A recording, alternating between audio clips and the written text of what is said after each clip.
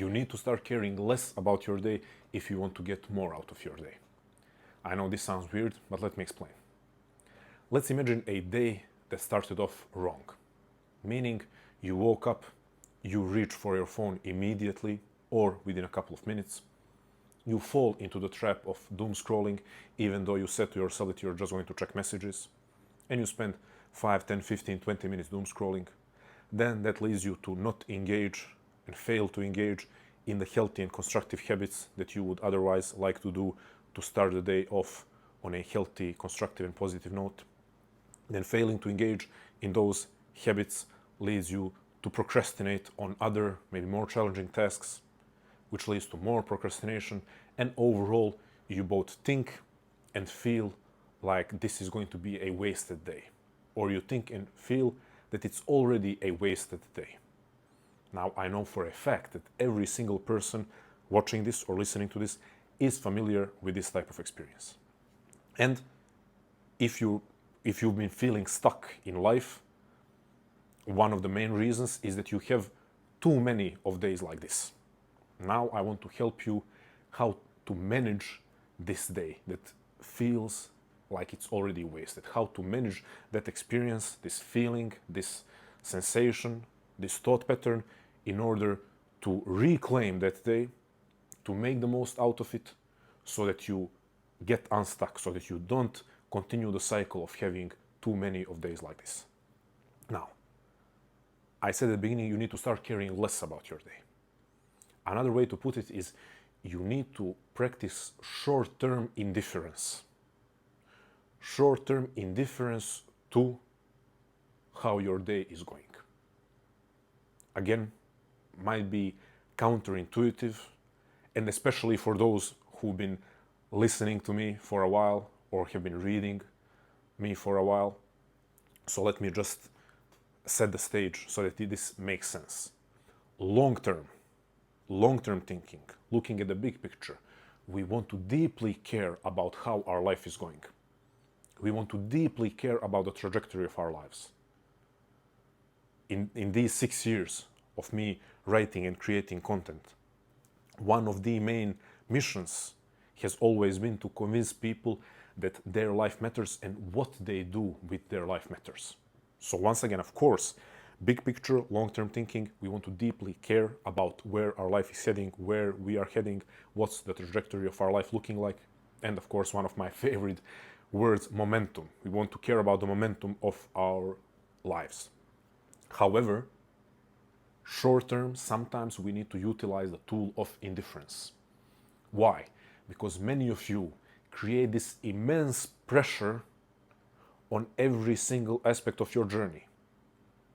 And every single day you view as this monumental thing, which sometimes is useful. If you are having a great day, you do need to remind yourself that this great day where you have showed up for yourself can be a turning point. You do need to remind yourself when you are showing up that every single action, even the smallest action, is a building block to a great life. However, when things are not going great, and especially when things are not going great in this sense of you failing to do certain things to have a sense of momentum in your day, then you need to practice this short-term indifference. Why? Because those of you who are interested in this journey of personal growth, those of you who are trying to better yourselves, better your lives, you know too much.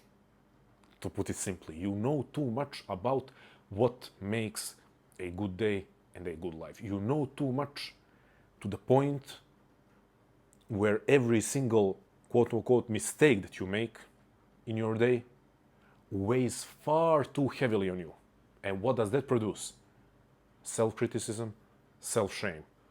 What does self-criticism and self-shame lead to? You feeling dysregulated and you wanting to reach for a self-soothing mechanism. But because you're already dysregulated, because you're already on somewhat of a downward spiral, more likely than not, you're going to reach for a quick and easy self-soothing mechanism. which is going to continue and even speed up the downward spiral. So as I said, you know too much because you so deeply care about your journey of personal growth. Also, you're exposed to too much information, and let's say some of it is false information about how other people, that is how people who are showing their lives online, how they are living their lives in a strictly regimented, perfectly executed manner. You are watching and seeing, sometimes it's not voluntarily. Some of you are on purpose watching Jocko Willing type of guys who are waking up at 4:30 a.m. every day, but a lot of you are just randomly exposed to different people and different routines that look insane. So you know too much about what it takes to create a constructive forward movement in life, which again, when we say you know too much, of course, it's good that you're deeply engaged in this journey, but we are pointing to a potential downside of being so preoccupied with it. And you are constantly exposed, both voluntarily and involuntarily, to people who are living unrealistically perfect routines. This leads to the experience that when you catch yourself starting the day again, doom scrolling, having too much screen time in the first hours of the day, failing to journal, failing to meditate, instead of saying, yeah, whatever, this day didn't start the best, but now I'm going to do the stuff that I wanted to do anyways. Instead of that indifference, what we said, short-term indifference, instead of that, you are spiraling. I am terrible, I'm lazy, I'm stupid, I'm not like those people, I cannot be like those people. So your inner critic is going rampant. And you are shaming yourself. This is what we are trying to avoid. So, to throw in some context for people who might be hearing me for the first time, to make something clear.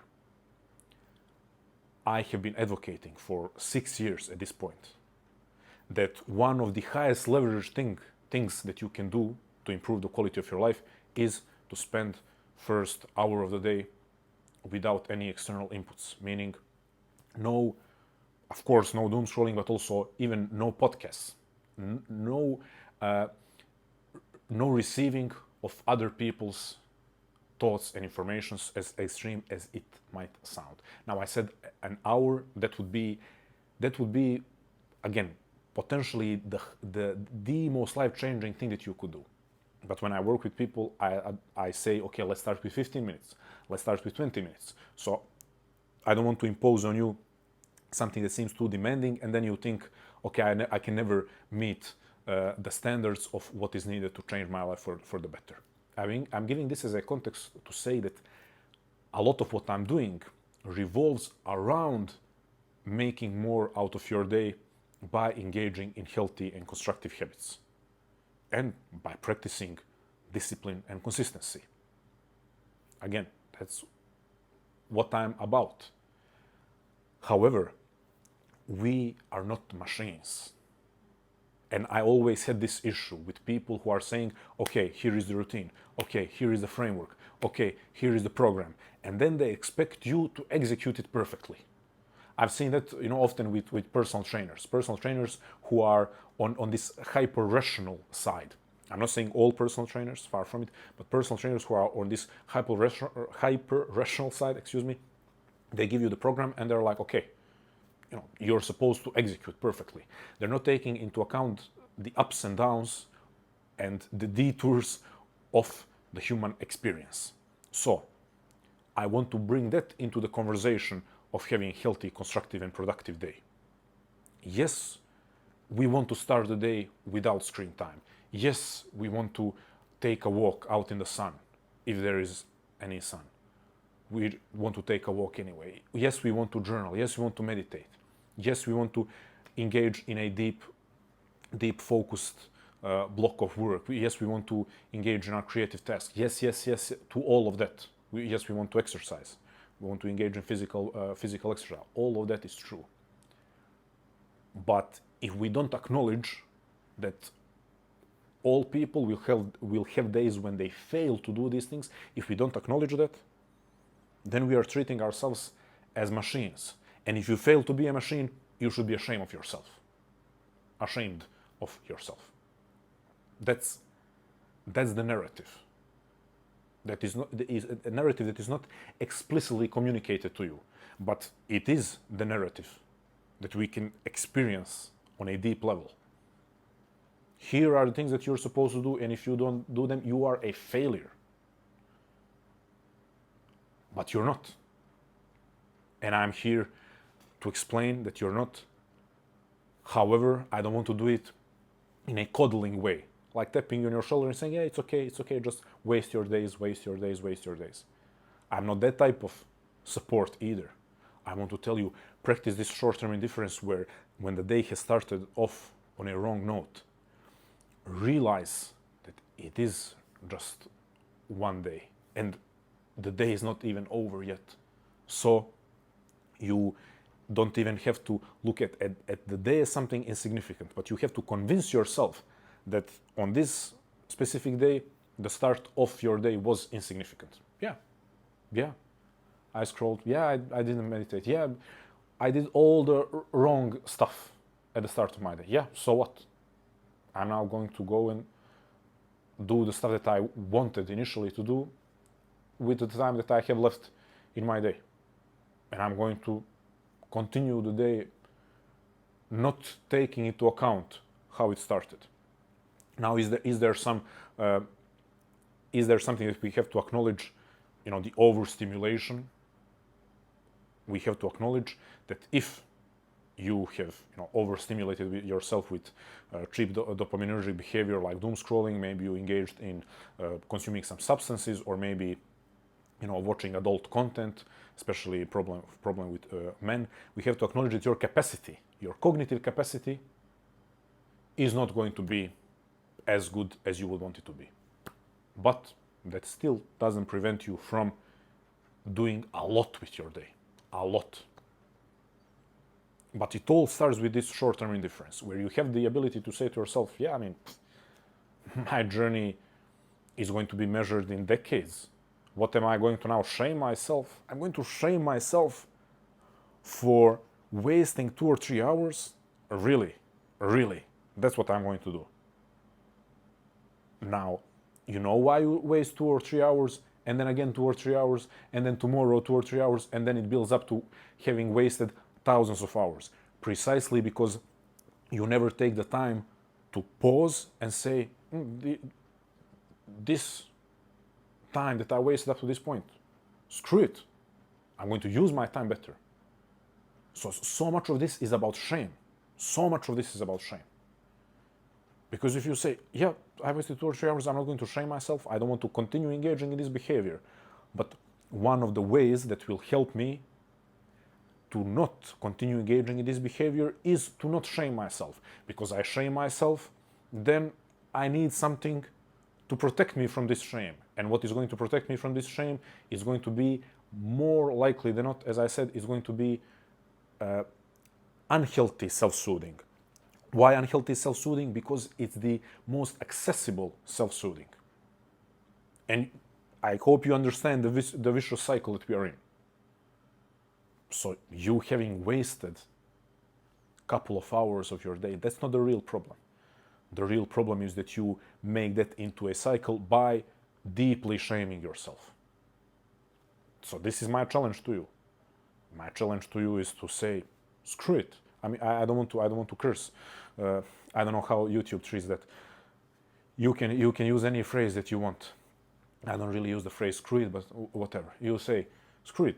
2 or 3 hours wasted, but let me make something out of what's left of the day. And that's it. Now, are there some more concrete practical steps? Yes. I made a video talking about 2 ways to fix or save a wasted day, but they come after this. So the video is going to be shown somewhere on the screen. And again, now I'm repeating. That video, I got a lot of comments and messages from people thanking me for that video because it helped them a lot. Well, this is the step that I failed to mention. And now I'm happy that I failed to mention, because it does deserve its own video, because this step is immensely important. And you know why? Because someone telling you, hey, you need to practice short-term indifference and you need to stop shaming yourself for wasting a couple of hours of your day, that's not really marketable, you know? It's not marketable. It's not in this era of being obsessed with metrics and numbers and 5-step solutions. When I tell you something that involves you reaching within and having an honest discussion with yourself and having a confrontation with yourself, constructive, healthy confrontation, again, it's not as marketable, as catchy as saying, okay, here are 5 practical steps, and always they throw in backed up by latest neuroscience research. I don't know if you notice this. Every single book, every single pop psychology, self-help book nowadays has somewhere on the cover mentioning latest neuroscience research. And I'm not trying here to hate on neuroscience, but do we need every single time to allow the hyper-rational mind to completely take over the conversation of your life and your relationship with yourself? So let me tell you right now, I don't care about the neuroscience of self-shame, because we have thousands of years of philosophers, writers, poets, and psychologists discussing self-shame. So this might sound extreme, and I'm open for having my mind change. I'm open to hearing about, what neuroscience can teach us about self-shame. But this rant that I'm now going on, or that I have been on, is because I don't want you to think that the solution is always hidden, or the solution is always found behind a hyper-rational 5-step plan, neuroscience-backed, most optimal, Stanford-approved. With all due respect to Andrew Huberman, not every solution to all the questions of your life needs to be Huberman podcast approved. There are some things that cannot be measured. There are some things that are not found in studies. And I'm telling you this right now. You are shaming yourself. You are shaming yourself.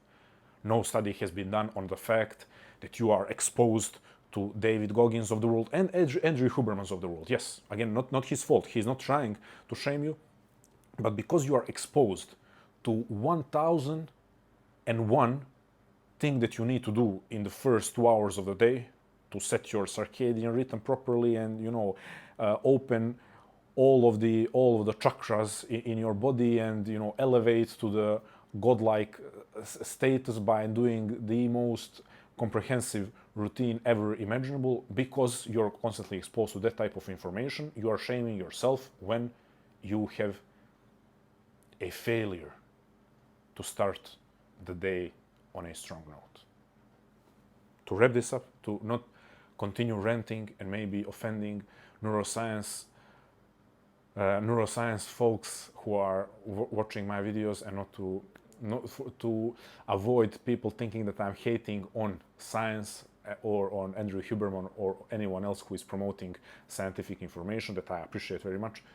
Let's wrap it up and say, you have to practice short-term indifference, because if you don't develop the skill to say, yeah, whatever, this day started off wrong, let me now go on and do my thing. If you don't develop that skill, you will definitely go in the direction of shaming yourself, which will lead to more time being wasted, because shaming yourself will basically force you to reach for unhealthy self-soothing mechanisms.